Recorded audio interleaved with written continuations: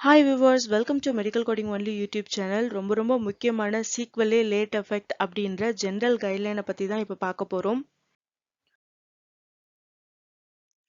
So சீக்வலே அப்படின்னா என்னன்னா ஒரு பேஷண்ட்டுக்கு ஒரு டிசீஸ் ஒரு இன்ஜுரி வந்திருக்கு அப்படிங்கும் பொழுது அந்த டிசீஸ் அண்ட் இன்ஜுரினால அதோட தொடர்ச்சி மாதிரி அதாவது அதோட தொடர்பு இருக்கிற வேற ஒரு ப்ராப்ளம் அந்த பேஷண்ட்டுக்கு வரதான் வந்து சீக்வலே அப்படின்னு சொல்லுவாங்க.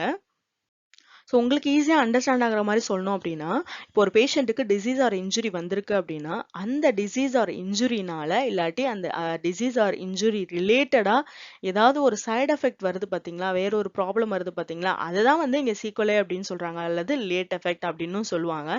இது உங்களோட அண்டர்ஸ்டாண்டிங்காக மட்டும்தான் நான் முழுக்க சொல்லியிருக்கேன். சைடு எஃபெக்ட் அப்படின்ற வார்த்தைகளை நீங்கள் எந்த ஒரு இன்டர்வியூஸ்லையுமே யூஸ் பண்ணாதீங்க. ஜஸ்ட் அண்டர்ஸ்டாண்ட் பண்ணிக்கோங்க, ஈஸியாக புரியணும். ஏன்னா நம்ம யூஸ்வலாகவே சைடு எஃபெக்ட் வந்துருச்சான் அப்படின்னு நம்ம கேள்விப்பட்டிருப்போம். அதுக்காக மட்டும்தான் நான் இங்க சொல்லியிருக்கேன். ஸோ அதை எங்கேயுமே யூஸ் பண்ணாதீங்க. இப்போ சீக்வலேக்கு வந்து தமிழ்ல மீனிங் என்ன அப்படின்னு சொல்லி பார்த்தீங்கன்னா தொடர்ச்சி, ஒரு விஷயத்தோட தொடர்ச்சி அப்படின்னு. அதுதான் இங்கிலீஷ்ல கொடுத்துருக்காங்க. நம்ம தொடர்ச்சி அப்படின்னா என்னன்னு தெரியும்ல. ஸோ ஒரு இதோட தொடர்ச்சி அதனால வந்தது அப்படின்ற மாதிரிக்கே நம்ம அண்டர்ஸ்டாண்ட் பண்ணிப்போம் இல்லைங்களா. ஸோ அந்த மாதிரி நீங்க இதை அண்டர்ஸ்டாண்ட் பண்ணிக்கோங்க. இங்கிலீஷ்ல அதே மாதிரி சீக்வலேக்கு என்ன அப்படின்னு பார்த்தீங்கன்னா அதோட கண்டினியூஷன் அந்த மாதிரிக்கு தான் அதுல மீனிங் வரும். ஸோ என்ன அப்படின்னா இதுல அதுக்கேற்ற மாதிரி தான் ஹெட்டிங் கொடுத்துருக்காங்க அந்த கையிலான ஹெட்டிங்க. ஏன்னா ஒரு டிசீஸ்னால அதோட கண்டினியூஷனா அதுல இருந்து ஏதோ ஒரு ப்ராப்ளம் வருது அப்படின்ற மாதிரி ஞாபகம் வச்சுக்கோங்க. லேட் எஃபெக்ட் அப்படின்னாலும் என்ன அப்படின்னா இதுக்கு இன்னொரு பேர் சீக்வலுக்கு இன்னொரு பேர் வந்து லேட் எஃபெக்ட். ஆக்சுவலா இதுக்கு முன்னாடி ICD 9CMல இது ஜஸ்ட் ஒரு இன்ஃபர்மேஷனுக்காக சொல்றேன். இது சீக்வலேனே இல்லை. அப்ப லேட் எஃபெக்ட் அப்படின்னு தான் சொல்லுவாங்க இந்த கைட்லைனை. இப்போ வந்து சீக்வலே அப்படின்னு இன்னொரு நேம் கொடுத்துருக்காங்க. வேற ஒன்றும் இல்லை, அது இன்னொரு மீனிங் அப்படியே இங்கிலீஷ் வார்த்தை மாதிரி போட்டிருக்காங்கன்னு நான் ஃபீல் பண்றேன்.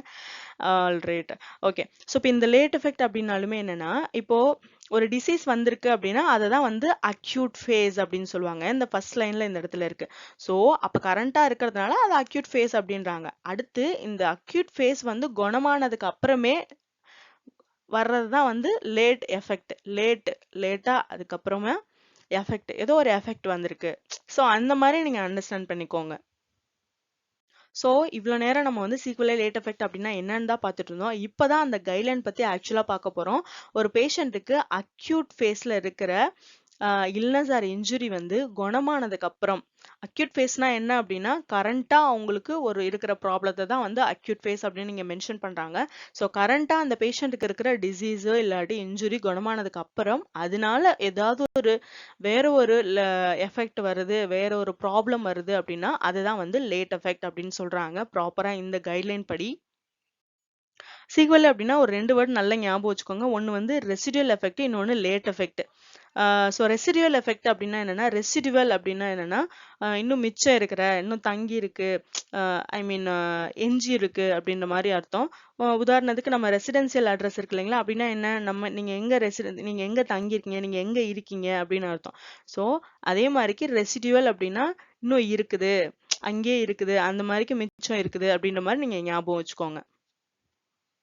ஸோ இந்த சீக்வலேக்கு வந்து ஏதாவது டைம் லிமிட்டேஷன் இருக்கா, அதாவது பர்டிகுலர் இப்போ 1 மாசத்துக்குள்ள வந்தாதான் அது வந்து சீக்வலே, இல்ல அது வந்து ஒரு 6 மாசத்துக்குள்ள தான் வரும், இல்ல 6 மாசத்துக்கு அப்புறம் தான் வரும், அந்த மாதிரிலாம் டைம் லிமிட்டேஷன் அதாவது டைம் டியூரேஷன் எதுவுமே நம்ம சொல்ல முடியாது. எப்ப வேணாலும் வரலாம். ஒருவேளை அந்த பேஷண்ட்டுக்கு அந்த அக்யூட் டிசீஸ் இருக்கு பாத்தீங்களா, அந்த டிசீஸ் கியூர் ஆன உடனேயும் வரலாம், இல்ல அது கியூர் ஆகி 1 இயர்க்குள்ளேயும் வரலாம். அது எப்படி வேணாலும் வரலாம். ஸோ அது வந்து நம்ம சொல்ல முடியாது. இது டிபெண்ட்ஸ். அதுக்கு எந்த டைம் லிமிட்டேஷனும் கிடையாது. இது ரொம்ப முக்கியமான ஒரு கொஸ்டின். இன்டர்வியூஸ்ல நிறைய இடத்துல கேட்கறதுக்கு வாய்ப்பு இருக்கு. For example disease cerebral infarction எடுத்துக்கலாம். இது வந்து CVA அப்படின்னு சொல்லுவாங்க, செரிப்ரோ வாஸ்குலர் அட்டாக் அப்படின்னு சொல்லுவாங்க, அல்லது செரிப்ரோ வாஸ்குலர் டிசீஸ் அப்படின்னு சொல்லுவாங்க. இது இன்டர்வியூல அப்ரிவேஷன் கொஸ்டின்ல கேட்பாங்க, நோட் பண்ணி வச்சுக்கோங்க. அப்படின்னா என்ன அப்படின்னா இப்போ அந்த செரிப்ரல் ரீஜன்ல அல்லது பிரெயின்ல இருக்கிற அந்த பார்ட்டோட அந்த செரிப்ரல் ரீஜன்ல ஏதோ ஒரு ப்ராப்ளம்னால ஆக்சிஜன் வந்து கம்மியா கிடைக்கிறது, இல்லாட்டி கிடைக்காமலே போகுது. ஸோ அந்த மாதிரி கிடைக்காம போகிறதுக்கு ரீசன்ஸ் பார்த்தீங்கன்னா மெயினா பிளட் சப்ளை வந்து கம்மியா வர்றது, ஏதோ ஒரு ப்ராப்ளம்னால ஒரு ஆக்சிடென்ட் ஆனதாலேயோ இல்லை வேற ஏதாவது டிசீஸ்னாலேயோ அந்த இடத்துக்கு பிளட் சப்ளை வந்து கம்மியா போகுது. ஸோ ஆப்வியஸா அது அப்படி போகல, பிளட் சப்ளை blood circulation இல்ல அப்படின்னா ஆக்சிஜனோட அளவும் அந்த இடத்துல ரொம்ப ரொம்ப கம்மியா இருக்கும், இல்லாட்டி இல்லாமலே போகும். ஸோ ஆக்சிஜனே இல்லாம போச்சுன்னா அந்த இடத்துல அந்த பிரெயினோட ஒர்க் ஒழுங்கா நடக்காம போகும், அந்த இடத்துல பாதிப்பு ஏற்படும். ஸோ அதுதான் இந்த டிசீஸை பத்தின ஒரு எக்ஸ்பிளனேஷன். ஸோ இந்த மாதிரி டிசீஸ் வரவங்களுக்கு மெயினா வர அந்த லேட் எஃபெக்ட் சீக்வலை ப்ராப்ளம் என்ன அப்படின்னு பாத்தீங்கன்னா ஹெமிபாரசிஸ், இல்லாட்டி ஹெமிப்ளிஜியா அப்படின்னு சொல்லுவாங்க. அதுக்கப்புறம் பாராப்ளிஜியா சொல்லுவாங்க, குவாட்ரப்ளிஜியா அப்படின்னு சொல்லுவாங்க. அதாவது என்னன்னா இந்த பக்கவாதம் மாதிரிக்க ஒரு சைடு மட்டும் வந்து கை விளங்காம போயிடுச்சு, கால் விளங்காம போயிடுச்சு அப்படின்லாம் நம்ம ஜென்ரல் லாங்குவேஜ்ல சும்மா நம்ம தமிழ்ல பேசும்போது சொல்லுவாங்க இல்லைங்களா, அந்த மாதிரிக்கு அவங்களுக்கு கை கால் வரல, இழுத்துக்குச்சு அப்படின்லாம் சொல்லுவாங்க. ஸோ அதே மாதிரிக்க ஒரு சைடு ஃபேஸ் வந்து இழுத்துக்கிறது.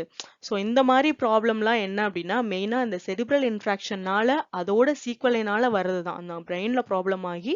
ஏன்னா பிரெயின் தானே மிச்சம் எல்லாத்தையுமே செயல்படுத்த வைக்கிறது, கோஆர்டினேஷன்லாம் மெயினா. ஸோ அது வந்து பாதிக்கப்படும் பொழுது இந்த மாதிரி சீக்வலைஸ்லாம் அந்த பேஷண்ட்ஸ்க்கு வரும். ஸோ இந்த செரிப்ரல் இன்ஃப்ராக்ஷன் சிவியோட சீக்கிலையான அந்த ஹெமிப்ளிஜா, அந்த பக்கவாதம், அந்த அந்த விஷயமெல்லாம் என்ன ஆகும் அப்படின்னா உடனேயும் வரலாம், ஒரு மாசத்துக்குள்ளேயும் வரலாம், இல்லாட்டி ஒரு வருஷம் கழிச்சும் வரலாம். ஸோ அதுக்கு வந்து எந்த டைம் டியூரேஷனும் கிடையாது. வேற என்னென்னலாம் எக்ஸாம்பிள்ஸ் இருக்கு சீக்வலேக் அப்படின்னு பார்த்தீங்கன்னா, பர்ன் ஆயிருக்கிற பேஷண்ட்டுக்கு அந்த தீப்பிடிச்ச காயம் அந்த பேஷண்ட்டுக்கு வந்து ஸ்கார் வருது பார்த்தீங்களா? அந்த தழும்பு மறிக்க ப்ராப்ளம் புண்ணு வருது பார்த்தீங்களா? ஸோ அத வந்து இன்னொரு எக்ஸாம்பிளா சொல்றாங்க. அதாவது scar formation resulting from burn. அடுத்து வந்து நாசல் ஃப்ராக்சர் ஆன பேஷண்ட்டுக்கு வந்து டிவைடர் செப்டம் ஆகும். ஸோ அதையும் ஒரு சீக்வலே தான். அதுக்கப்புறமேட்டுக்கு டியூபர்குலோசிஸ் வந்த பேஷண்ட்டுக்கு வந்து ஒரு சில டைம் என்ன ஆகுது அப்படின்னா சீக்வலையா டியூபல் அக்ளூஷன் ஆகுது. அதனால அவங்களுக்கு பேபி பிறக்கறதுல ப்ராப்ளம் இருக்கு. அப்ப அந்த ஃபெலோப்பியன் டியூப்லயே வந்து அக்ளூஷன் அக்ளூஷன் அப்படின்னா என்னன்னா அடைச்சுக்கிறது, ஃபுல்லாவே அந்த குழாய் மூடிடுச்சு அப்படின்னு அர்த்தம். ஸோ அப்படி அந்த மாதிரி ஃபுல்லா அந்த குழாய் அந்த டியூப் வந்து என்ன என்ன டியூப் அது டக்குன்னு மறந்துட்டேன். ஃபெலோப்பியன் டியூப் வந்து இப்போ ஃபுல்லா க்ளோஸ்ட் ஆயிடுச்சு அப்படின்னா அங்க எக்கே வெளியில வராது இல்லைங்களா? ஸோ அப்போ எக்கு வெளியே வராட்டி இன்ஃபர்டிலிட்டி தான் ஆகும், குழந்தை பிறக்காது. ஸோ இதுவும் கைண்ட் ஆஃப் சீக்வலே தான். ஸோ இந்த இதெல்லாம் வந்து எக்ஸாம்பிளா வந்து கைட்லைன்லயே கொடுத்துருக்காங்க. சீக்வல் உரிய சீக்வன்சிங், அதாவது அந்த கோடு அசைன்மெண்ட் எப்படி கொடுப்போம், அதுக்கு எத்தனை கோடு வரைக்கும் கொடுக்கலாம் அப்படின்ற மாதிரி எக்ஸாம்பிள் தான் இப்போ பார்க்க போறோம். ஃபர்ஸ்ட் வந்து இந்த சீக்வலேக்கு சீக்வென்சிங் எப்படி பண்ணலாம், அதாவது அந்த கோட் அசைன்மெண்ட் எது ஃபர்ஸ்ட் வரும் செகண்ட் வரும் அப்படின்ற மாதிரி பார்ப்போம். நீங்க ஃபர்ஸ்டா கொடுக்க வேண்டியது என்ன அப்படின்னா என்ன ப்ராப்ளம்னால அந்த சீக்வலே வந்துச்சு அப்படின்னு நீங்க ஃபர்ஸ்டா கொடுப்பீங்க. அடுத்து அந்த சீக்வலே என்ன அப்படின்னு செகண்டா கொடுப்பீங்க. ஓகேங்களா? இப்போ இதுலயே வந்து எத்தனை கோட்ஸ் தேவைப்படும் சீக்வலேக்கு அப்படின்னு பாத்தீங்கன்னா ஜென்ரலா 2 கோடு தேவைப்படும். ஓகேங்களா? ஆஸ் பர் கைட்லைன் படி ஜென்ரலா 2 கோட் தேவைப்படும். ஆனா நான் எக்ஸ்ட்ரா இன்ஃபர்மேஷனா சொல்றேன். ஒரு சில டைம் வந்து ஒரு கோடு மட்டுமே போதும். ஏதாவது அந்த காம்பினேஷன் கோடு மாதிரி வந்துரும் இல்லைங்களா? அப்ப வந்து ஒரு கோடு மட்டுமே போதும். அப்படி இல்லாட்டி ஒரு சில டைம் 3 கோடு கொடுக்குற மாதிரி இருக்கும். ஒன்னு வந்து அக்யூட் ஃபேஸ்க்குரிய கோடு, இன்னொன்னு வந்து அந்த சீக்வலேக்குரிய கோடு, இன்னொன்னு அந்த சீக்வலேக்குரிய கோட்லயே வந்து 2ம் சேர்த்தாப்புல வராது. அதாவது 2 அந்த சீக்வலையும் என்ன சீக்வலைனாலையும் வந்துச்சு அப்படின்னு 2ம் சேர்த்தாப்புல வராது. அதனால அடுத்து ஒரு எக்ஸ்ட்ரா கோட் நம்ம கொடுப்போம், எக்ஸாக்டா என்ன சீக்வலே வந்துச்சு அப்படின்ட்டு. ஸோ இது இப்படி நான் ஓரளவு சொன்னா உங்களுக்கு கன்ஃபியூஷனா இருக்கும். நான் இங்க கோடோட உங்களுக்கு காமிக்கிறேன், ஈஸியா புரியும் பாருங்க.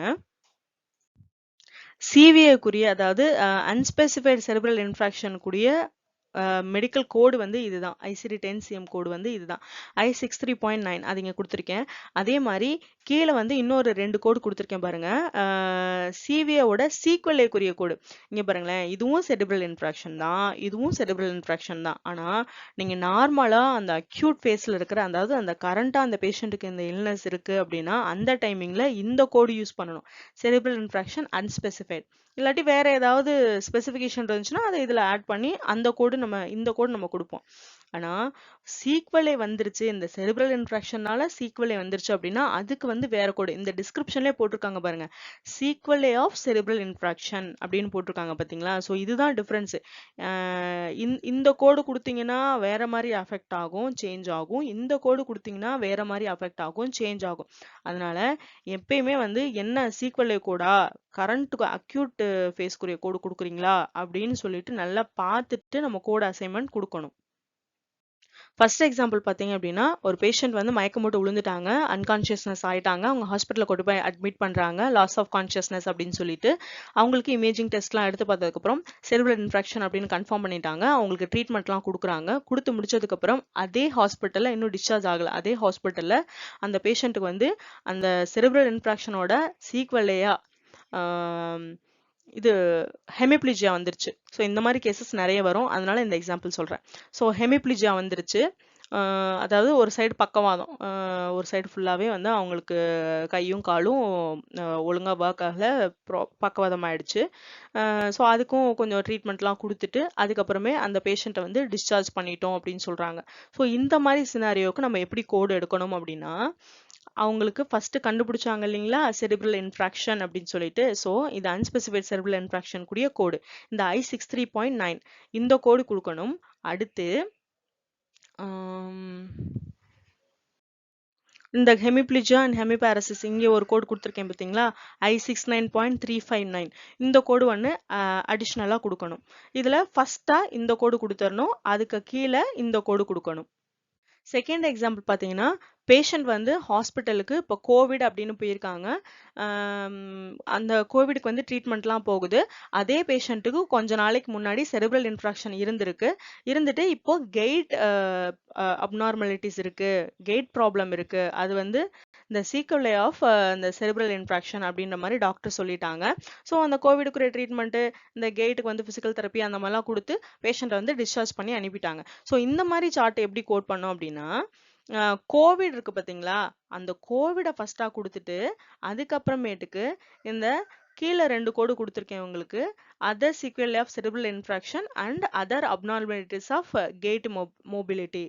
ஸோ இந்த 2 கோடையும் அடிஷ்னலா கீழே கீழே கொடுக்கணும். இதுல வந்து கோவிட் அப்படின்னு நான் சொன்னது ஒரு உதாரணத்துக்காக தான், எப்படி போய் வேற ஒரு கண்டிஷனுக்காக அட்மிட் ஆகுறாங்க அப்படின்னு உங்களுக்கு காமிக்கிறதுக்காக தான். இந்த மாதிரி கோவிட் மட்டும் கிடையாது, அவங்களுக்கு வேற என்ன ப்ராப்ளம், என்ன வேற என்ன டிசீஸ்னால போய் அட்மிட் ஆனாலும் அந்த பேஷண்ட்டுக்கு இடையில டாக்டர் எங்கேயாவது வந்து பேஷண்ட்டுக்கு இப்போ ஒரு ப்ராப்ளம் இருக்கு, அது வந்து முன்னாடி நடந்த அந்த செரிப்ரல் இன்ஃப்ராக்ஷனால இப்போ இந்த சீக்வலை இப்போ இருக்கு அப்படின்ற மாதிரி டாக்குமெண்டேஷன் பண்ணாங்கன்னா அப்போ எப்படி கோட் பண்ணோம் அப்படின்றதுக்காக தான். இதுல மெயினா நம்ம ஃபோக்கஸ் பண்ண வேண்டியது வந்து சீக்வலை மட்டும் ஃபோக்கஸ் பண்ணி எடுத்துப்போம். ஸோ அந்த மாதிரி பேஷண்ட்டுக்கு என்ன பண்ணோம் அப்படின்னா, பாருங்க இந்த அதர் சீக்வலை ஆஃப் செரிப்ரல் இன்ஃப்ராக்ஷன் இந்த கோடுக்கும் இந்த அக்யூட் ஃபேஸ் செரிப்ரல் இன்ஃப்ராக்ஷனுக்கும் டிஃபரன்ஸ் இருக்கு பாருங்க. இந்த செரிப்ரல் இன்ஃப்ராக்ஷனுக்கு வந்து பாத்தீங்கன்னா இங்க சீக்வலே அப்படிலாம் எதுவுமே வரல. ஆனா இந்த இடத்துல இருக்க இந்த கோடுக்கு பாருங்க, இந்த இடத்துல நடுவுல சீக்வலே அப்படின்னு வந்திருக்கு. So sequelae of cerebral infarction அந்த கோடு கொடுத்துட்டு இந்த other abnormalities of gait and mobility. So இந்த கோடு வந்து எக்ஸ்ட்ரா நம்ம வந்து இன்னொன்று கோட் பண்ணணும். ஏன்னா இப்போ ஹெமிப்ளிஜியால பாருங்களேன், ஹெமிப்ளிஜியாலேயே ஃபாலோயிங் செரிப்ரல் இன்ஃப்ராக்ஷன் ஒரு கோட்லேயே வந்துருச்சு, காம்போ கோட் மாதிரி வந்துருச்சு. ஆனால் இது வந்து இந்த இடத்துல ஸ்பெசிஃபிகேஷன் வரல. அந்த ஃபர்ஸ்டா இருக்கிற I69.398ல வந்து இந்த கெயிட்டை பற்றி எதுவுமே உள்ள வர முடியல. இதுக்கு சேர்த்தாப்புல கோடு கிடையாது. அதனால நம்ம எக்ஸ்ட்ரா அடிஷ்னல் கோடு வந்து நம்ம ஒன்று கோட் பண்றோம், கெயிட் அண்ட் மொபிலிட்டி அப்படிங்கிறதுக்காக. ஸோ இதெல்லாம் நமக்கு எப்படி தெரியும் அப்படின்ற மாதிரிலாம் நம்ம மனப்பாடம் பண்ணணும் அந்த மாதிரிலாம் நீங்க வெரி பண்ணாதீங்க. இப்படி கான்செப்ட் இருக்குது ஞாபகம் வச்சுக்கோங்க. இப்போ கெயிட்டுக்கு இப்போ நான் போட்டுட்டேன், உங்களுக்கு தெரியுது. இப்போ எஃபேசியா அப்படின்லாம் வருது, இல்லை ஃபேஷியல் ட்ரூப்பிங் அப்படின்லாம் வருது அப்படின்னா அதுக்கு சேர்ந்தாப்புல கோடு எடுக்கணுமா, வேற மாதிரி கோடு எடுக்கணுமா அப்படின்னா நம்ம கன்ஃபியூஷன் இருக்கும். இதை நான் ஆல்ரெடி எப்பயுமே சொல்றதான், நீங்க கோட் புக்ல கரெக்டா நீங்க லீட் பண்ணீங்க அப்படின்னா கோட் புக்கே நமக்கு கரெக்டான கோட் எடுத்து கொடுத்துரும். ஸோ அதை பத்தி நம்ம வரி பண்ண தேவை கிடையாது. இப்போதைக்கு இந்த மாதிரி இருந்துச்சுன்னா சீக்வன்சிங் எப்படி பண்ணணும் அப்படிங்கறத மட்டும் நல்லா அண்டர்ஸ்டாண்ட் பண்ணிக்கோங்க. ஸோ கெயிட் அப்நார்மலிட்டிஸ் அப்படின்னா என்ன அப்படின்னு பார்த்தீங்கன்னா, அவங்களால வந்து ஒழுங்கா நடக்க முடியாது, இம்பேலன்ஸ்டா அவங்களுக்கு வாக்கிங் பண்றதுல ப்ராப்ளம் இருக்கு. ஆனால் அதர் பேலன்ஸ் ப்ராப்ளம்ஸ்லாம் இருக்கு அப்படின்றது தான் வந்து இந்த gait and mobility problem, gait abnormalities அப்படின்னு சொல்லுவாங்க. ஸோ இந்த ஸ்லைடில் ஃபுல்லாக இருக்கிறதுமே வந்து பார்த்தீங்க அப்படின்னா உங்களுக்கு சீக்வன்சிங் கைட்லைன் பற்றி தான் சொல்லியிருக்காங்க. ஒன்றும் இல்லை, இப்போ நான் கொஞ்சம் முன்னாடி உங்களுக்கு சினாரியோலாம் சொல்லி எக்ஸ்பிளைன் பண்ணேன் பார்த்தீங்களா, அதே தான் இங்கேயும் சொல்லியிருக்காங்க. உங்களுக்கு புரிகிற மாதிரி நான் முன்னாடியே வந்து எக்ஸ்ப்ளனேஷன், அதாவது சேர்ந்தாப்புல எக்ஸ்ப்ளனேஷன் பண்ணிட்டேன் தனித்தனியாக பண்ணாமல். ஸோ அதுவே மோர் தென் இனஃப். நம்ம எல்லா கைட்லைன்ஸுமே இப்போ எல்லா சீக்வன்சிங் கைட்லைன்ஸ் எல்லாத்தையுமே நம்ம இப்போ கவர் பண்ணிட்டோம்.